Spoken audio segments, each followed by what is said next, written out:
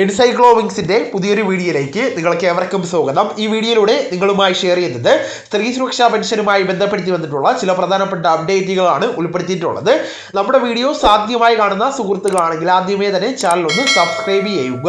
അപ്പോൾ നമുക്ക് വിശദാംശങ്ങളിലേക്ക് കടക്കാം. സംസ്ഥാനത്തെ സ്ത്രീകൾക്ക് കൈത്താങ്ങായിട്ട് സർക്കാർ പ്രതിമാസം 1000 രൂപ ധനസഹായം നൽകുന്ന സ്ത്രീ സുരക്ഷാ പദ്ധതിയിലേക്ക് ഇതുവരെ 12 ലക്ഷത്തിലേറെ അപേക്ഷകളാണ് കെ-സ്മാർട്ട് വഴി ലഭിച്ചിരിക്കുന്നത്.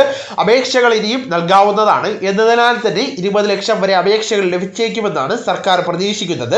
ഈ ഒരു സാഹചര്യത്തിൽ ആർക്കെല്ലാമാണ് ഈ ഒരു ആനുകൂല്യം ലഭിക്കുക, അപേക്ഷകൾ എങ്ങനെയാണ് അംഗീകരിക്കുന്നത്, എപ്പോൾ മുതലാണ് 1000 രൂപ ലഭിക്കുന്നത് തുടങ്ങിയ കാര്യങ്ങളിൽ വ്യക്തത വരുത്തിക്കൊണ്ട് തദ്ദേശീയ വകുപ്പ് പ്രിൻസിപ്പൽ ഡയറക്ടർ സർക്കുലർ ഇറക്കിയിരിക്കുകയാണ്. സാമ്പത്തികപരമായിട്ട് പിന്നോക്കം നിൽക്കുന്ന മറ്റ് വരുമാന മാർഗങ്ങളില്ലാത്ത സ്ത്രീകൾക്ക് പ്രതിമാസം 1000 രൂപ ലഭ്യമാകുന്നതാണ് ഈ ഒരു പദ്ധതി. കേരളത്തിൽ സ്ഥിരതാമസക്കാരായിട്ടുള്ള 35-നും 60-നും ഇടയിൽ പ്രായമുള്ള സ്ത്രീകൾക്കും ട്രാൻസ് വുമൺ വിഭാഗത്തിൽപ്പെട്ടവർക്കുമാണ് ഈ ഒരു പെൻഷൻ ലഭിക്കുന്നത്. അപേക്ഷകർ അന്ത്യോദയ അന്നയോജന മഞ്ഞ റേഷൻ കാർഡ്, മുൻഗണനാ വിഭാഗം പിങ്ക് റേഷൻ കാർഡ് എന്നിവയിൽ ഉൾപ്പെട്ടവർ ആയിരിക്കേണ്ടതാണ്. എന്നാൽ സ്ത്രീ സുരക്ഷാ പദ്ധതി പ്രകാരം 1000 രൂപ പ്രതിമാസ സഹായം ലഭിക്കുന്നവരുടെ റേഷൻ കാർഡുകൾ പിന്നീട് മുൻഗണനാ ഇതര വിഭാഗത്തിലെ നീലവെള്ള കാർഡുകളാക്കി മാറ്റിയാൽ അവരെ പദ്ധതിയിൽ നിന്ന് ഒഴിവാക്കുമെന്നും സർക്കാർ ഇപ്പോൾ സർക്കുലറിലൂടെ അറിയിച്ചിരിക്കുകയാണ്. പദ്ധതിയിൽ ചേർന്ന ശേഷം 60 വയസ്സ് പിന്നിട്ടാലും ധനസഹായം നിലയ്ക്കുന്നതാണ്. അതുപോലെ വിധവാ പെൻഷൻ, അവിവാഹിത പെൻഷൻ, വികലാംഗ പെൻഷൻ, മറ്റ് സർവീസ് കുടുംബ പെൻഷനുകൾ എന്നിവ കൈപ്പറ്റുന്നവർക്ക് ഈ ഒരു ആനുകൂല്യം ലഭിക്കുന്നതല്ല. കൂടാതെ സർക്കാർ അർദ്ധ സർക്കാർ സ്ഥാപനങ്ങൾ സ്ഥിരമല്ലെങ്കിൽ കരാർ ജോലി ചെയ്യുന്നവരും അപേക്ഷ വയ്ക്കുവാൻ അർഹത ഉണ്ടായിരിക്കുന്നതല്ല. സ്ത്രീ സുരക്ഷാ പെൻഷൻ ലഭിക്കുന്ന ഗുണഭോക്താവ് മരിച്ചു കഴിഞ്ഞാൽ അവകാശികൾക്ക് ആനുകൂല്യം ലഭിക്കുന്നതല്ല.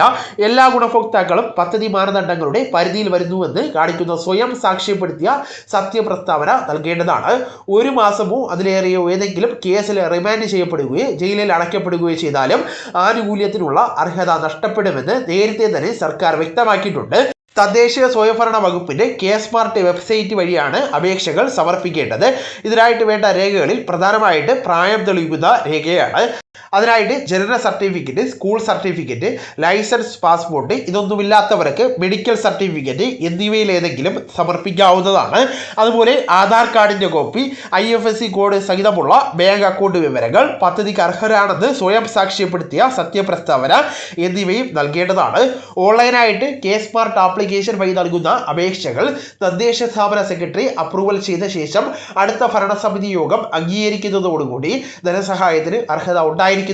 അതായത് നിങ്ങൾ ഓൺലൈനായിട്ട് നൽകുന്ന അപേക്ഷ പഞ്ചായത്ത് സെക്രട്ടറി അല്ലെങ്കിൽ മുനിസിപ്പൽ സെക്രട്ടറി അപ്രൂവൽ ചെയ്ത ശേഷം പഞ്ചായത്ത് ഭരണസമിതി യോഗത്തിൽ അല്ലെങ്കിൽ മുനിസിപ്പൽ ഭരണസമിതി യോഗത്തിൽ വയ്ക്കുകയും അത് അംഗീകരിക്കുന്നതോടുകൂടി പദ്ധതിയിൽ അംഗമാകുന്നതിനുള്ള അർഹത ലഭിക്കുകയും തുടർന്ന് എല്ലാ മാസവും 1000 രൂപ വീതം ലഭിക്കുകയും ചെയ്യുന്നതാണ്.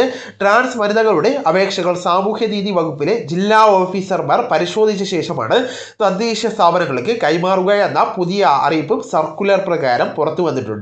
ഡിസംബർ 22-ാം തീയതി മുതലാണ് സ്ത്രീ സുരക്ഷാ പെൻഷൻ പദ്ധതിയിലേക്ക് അപേക്ഷകൾ സ്വീകരിച്ചു തുടങ്ങിയിരിക്കുന്നത്. അതിനാൽ തന്നെ ജനുവരി 22-ന് ശേഷമായിരിക്കും സ്ത്രീ സുരക്ഷാ പെൻഷന്റെ ആദ്യ വിതരണത്തെക്കുറിച്ചുള്ള തീയതി അറിയിപ്പുകൾ ലഭിക്കുന്നത്.